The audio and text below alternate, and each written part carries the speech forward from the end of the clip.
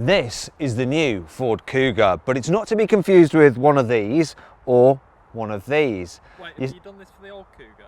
Shut up, ruining my gags. It's not actually named after the old Ford Kuga from the noughties. It's not named after the cat either, nor running out of ideas. But Ford isn't, because this car is completely new. Redesigned body, underneath the skin, everything. It's even now available with a plug-in hybrid. Yeah. Now I'm going to give you more information on this car and tell you if it's any good in this video. Buying a new car? Head to Carwow to get offers from the UK's top dealers. carwow.co.uk, the car buying comparison site. Let's start off this video by talking about the price. So the new Ford Kuga, it starts from just over £24,500. That you can save an average of just under £3,000 off one through Carwow. Now if you click on the pop-out banner up there, or follow the link in the description below the video, you can go straight to the Carwow website where you can see all our different reviews on different cars to decide which one you're most interested in, and then get different offers back on those cars to make sure you're paying a fair price. Right, let's talk about the design of this new Kuga. From the front, it's very much like a Focus, but just more pumped up. Now the grills actually change colour depending on which model you go for. Now moving down the sides, wheel sizes, they start at 17s, which can look a bit tiny. These are the largest ones, the 19s. It's sort of SUV-y, pumped up hatchback kind of thing really, isn't it, from the sides? The back end does slope in a sporty way, which I do like, and I do like the tail of this car and the way they've gone like Kuga over the back. It's pretty kind of bold statement really. I just want to check something out, bear with me. Here it is, Carmine Stick of Truth. Look, I respect you, Ford, for doing this, giving us real exhaust pipes. There is no fakery here. Right, let's check out the inside. So, yeah, the car will beep at you like that if you have the door open with the ignition on, but I need it on to be able to show you all the different kits. The design, yet again, it's like the Focus, but just a bit more chunky because you're in an SUV. Quality is generally good, higher up, but as you move lower down it gets a bit cheaper feeling, and we've got a kind of wobbly thing going on there. The general layout of the controls is pretty easy. I like the fact you have proper climate control buttons, so they're easy to operate when you're driving. Only problem is that some of them are a little bit small and fiddly still, but that's a small complaint. In terms of cubby spaces, got a little bit of storage under there for your lunchtime snack. There's another tray there which you could use for your mobile phone if you wanted to, but it's better to put it there because you get wireless charging across all models. There's some cup holders here, got the key in there. I like this. You've also got a sunglass holder there, though I always end up leaving my sunglasses and then forgetting about them. The glove box is very average. Door bins are big though, nice and useful. So that's all good, like that. Another thing I like is the infotainment system, which is bright. It's not the best in the business, right? But it's got all that you need from it. So it's got inbuilt satellite navigation, it's got Apple CarPlay, Android Auto, it's easy to just navigate through the different functions. Other systems now are much bigger than this, but it's okay. It does look a little bit stuck on.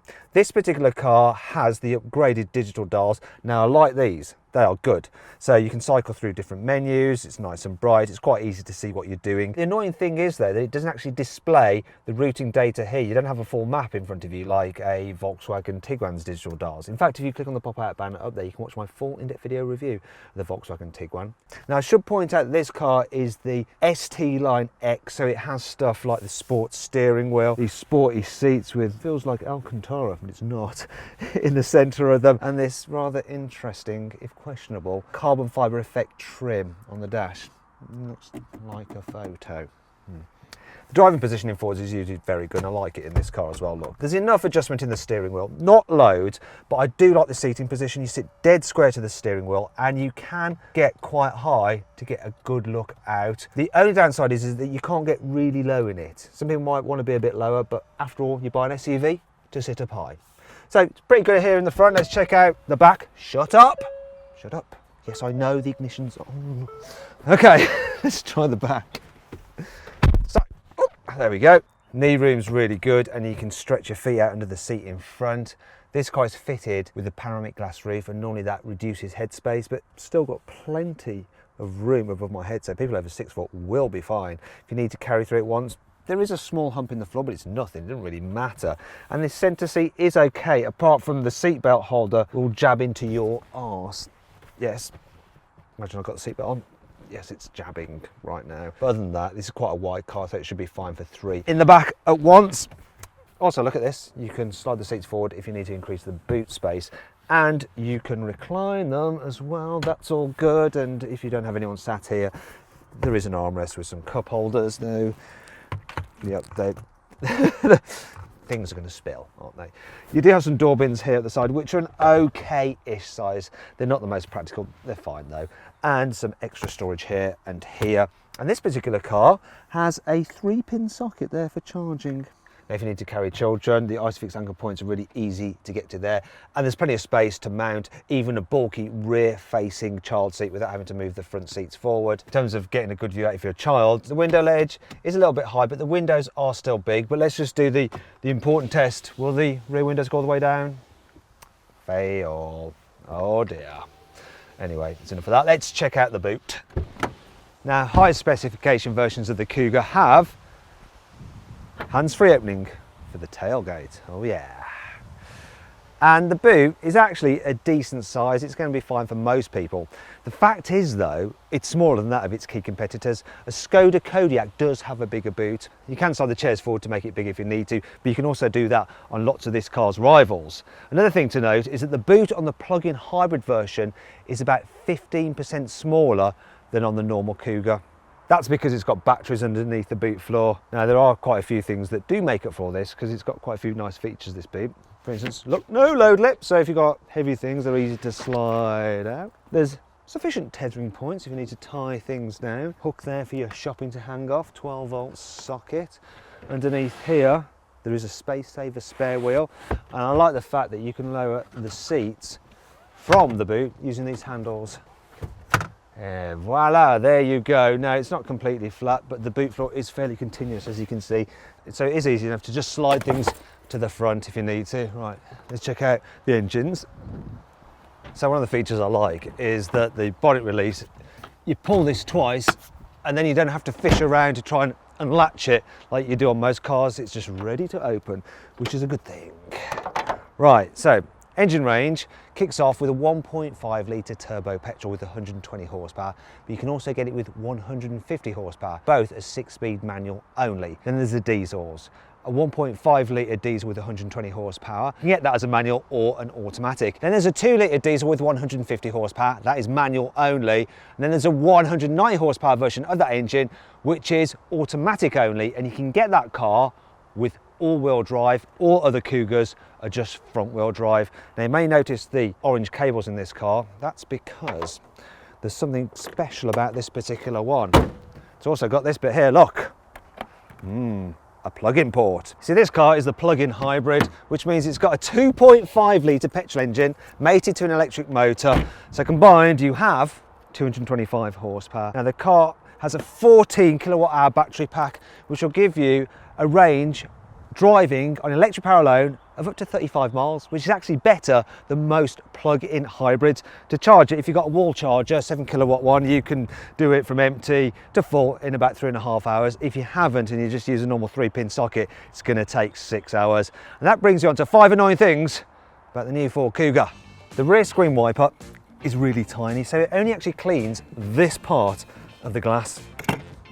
It looks as though these doors cover the sills, but they don't fully. That last bit at the bottom is exposed, which means that when you've been driving on a muddy track or something like that, that'll get covered in dirt, and when you get out, my trouser legs are always rubbing against there, so they're going to be getting dirty. This car has the upgraded B&O sound system, but the speaker covers here for the tweeters in the rear are anything but B&O premium. I mean, look at this. I mean, that's just hideous, hideous, hideous. This thin low cover seems like a good solution because when you remove it, it doesn't take up any space in the boot. The problem is, it doesn't fit particularly well. Look, there's these big gaps, which means that when you're trying to hide something away in the boot from prying eyes, if a thief was to come along and start peering in, they'll be able to see exactly what you've got and then probably smash your window and take it.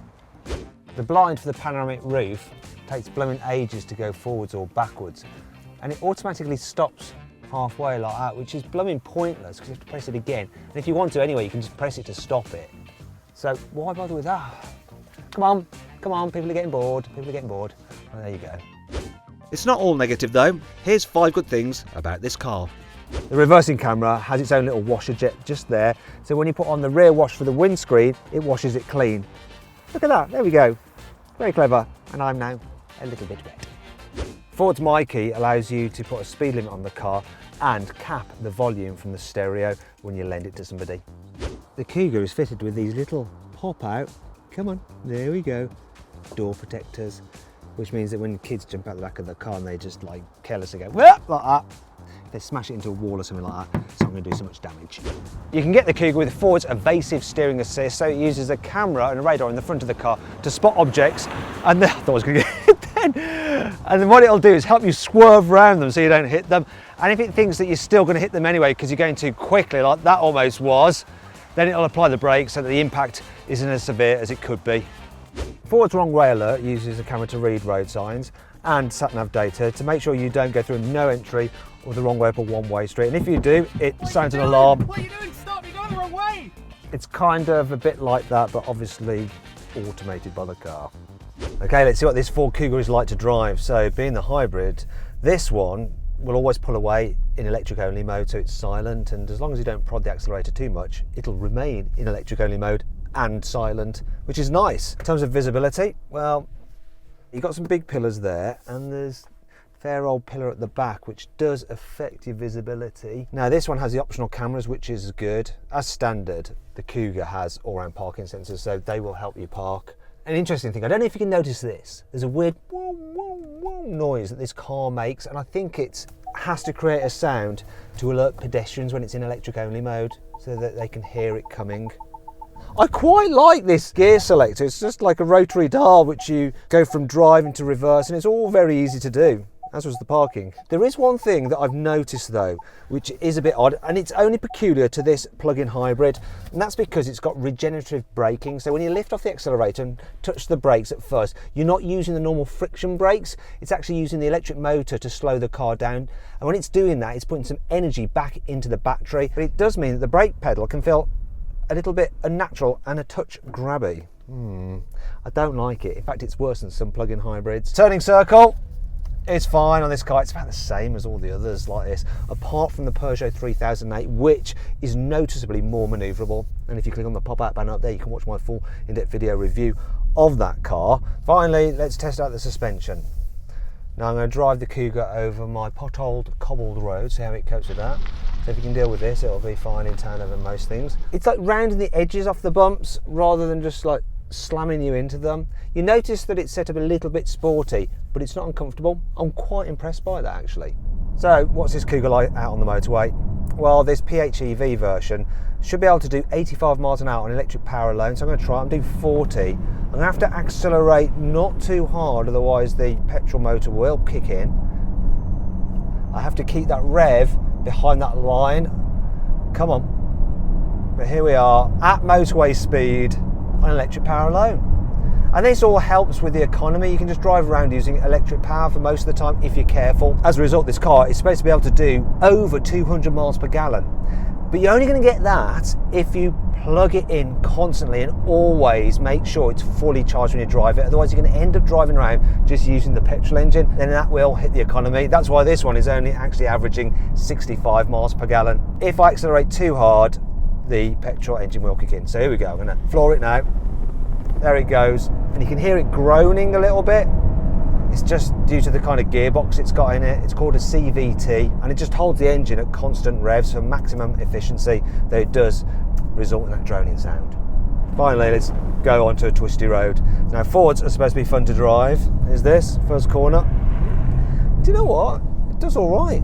Considering how heavy it is, it doesn't lean that much. It just runs out of grip on the front tyres, so it starts to wash wide and then you slow down. The only thing is the steering just feels a little bit springy. It's like always fighting to turn back to the centre. It's a little bit over enthusiastic to be going straight ahead. It's odd.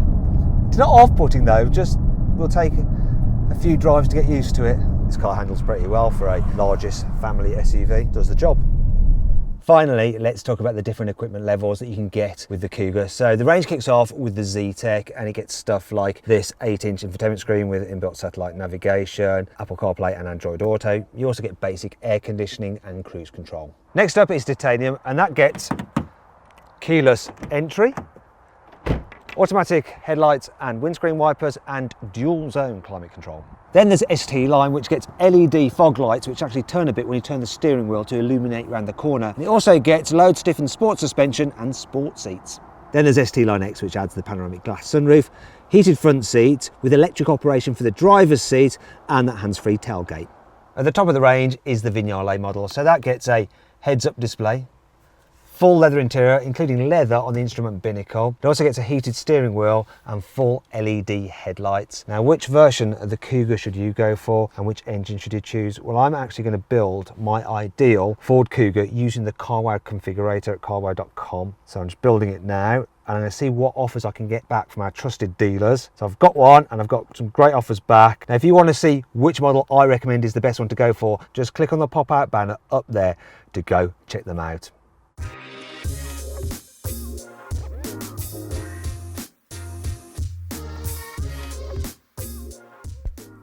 So then, what's my final verdict on the new Ford Kuga? Should you avoid it? Should you consider it? Should you shortlist it? Or should you just go right ahead and buy it? Well, I reckon you should consider the Kuga.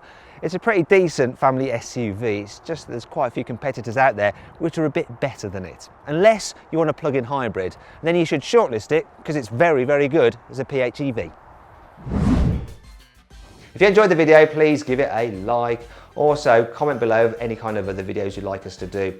If you want to watch some more videos, click on the windows there. And if you click on the box, you can download the CarWow app. It's completely free. You can use it to browse all our reviews and see how much money we can save you on a new car. On average, we can save £3,600. That's right.